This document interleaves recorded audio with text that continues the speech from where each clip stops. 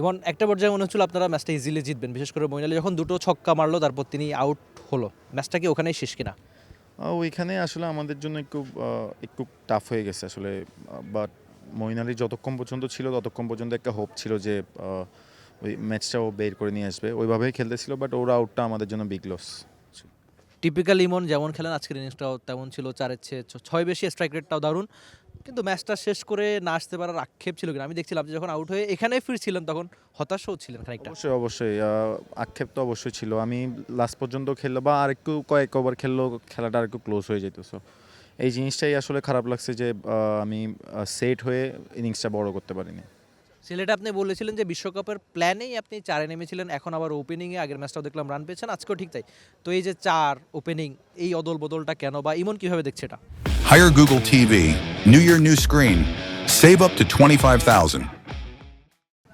অবশ্যই পজিটিভলি দেখতেছি, আমাকে টিমে যখন যেখানে নিড হচ্ছে চেষ্টা করতেছি নিজের প্রসেস অনুযায়ী বেস্টটা দেওয়ার। সো আলহামদুলিল্লাহ বিপিএলটা এখন পর্যন্ত খুব ভালো যাচ্ছে, এটা ইনশাল্লাহ কন্টিনিউ করার চেষ্টা করব।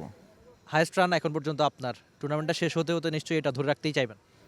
চেষ্টা ওইভাবে আমি আসলে চিন্তা করি না হাইস্ট রান টেকার, বাট আমার একটা জিনিস হচ্ছিল, আমি এবার একটা করে আসছি যে ম্যাচ উইনিং কিছু নক খেলবো। সো ওইটার উপর আমার বেশি একটু ফোকাস। 1-2-এ থাকেই যে চ্যাম্পিয়ন হইতে হবে তা কোনো না।